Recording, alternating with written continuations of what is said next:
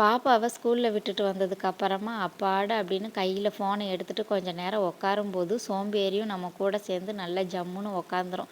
அதுக்கப்புறம் ஐயோ வேலை கிடக்கே அப்படின்னு பதறி அடித்து ஓடுறது. காலையில் பிரேக்ஃபாஸ்ட்டுக்கு அம்மா கோதுமை தோசைக்காக மாவு கரைச்சி வச்சுட்டு தேங்காய் சட்னியும் வச்சுருந்தாங்க. நேற்று உள்ள சாதம் கொஞ்சம் இருந்தது, அதில் அம்மா தண்ணி ஊற்றி வச்சுருந்தாங்க. அதனால் நம்ம முட்டை பொரிச்சு சாப்பிட்லாம் அப்படின்னு சொல்லிட்டு எண்ணெயில் வெங்காயம், பச்சை மிளகாய், தக்காளி சேர்த்து நல்லா வதக்கிட்டு உப்பு, ஒரு முட்டையை உடச்சி ஊற்றி நல்லா உதிரியாக பொரித்து வெளியே எடுத்துட்டு நல்லா கஞ்சியோடு வச்சு ஜம்முன்னு சாப்பிட்டாச்சு. கருவாடு தான் பொரிக்கலான்னு பார்த்தேன், ஆனால் இன்னும் கொஞ்சம் டைம் ஆகுமே அப்படின்றதுனால அதை மட்டும் செஞ்சு நல்லா சாப்பிட்டாச்சு. மளிகை ஜாமான் கம்மியாக இருக்கிற டப்பாவெல்லாம் எடுத்து வாஷ் பண்ணி வச்சுட்டோம் அப்படின்னா மாத ஜாமான் வாங்கி ஃபில் பண்ணும்போது ஈஸியாக இருக்கும் அப்படின்னு சொல்லிட்டு அதையும் வாஷ் பண்ணி காய வச்சுட்டு பாப்பாவுக்கு லஞ்சும் பேக் பண்ணி கொடுத்துட்டேன்.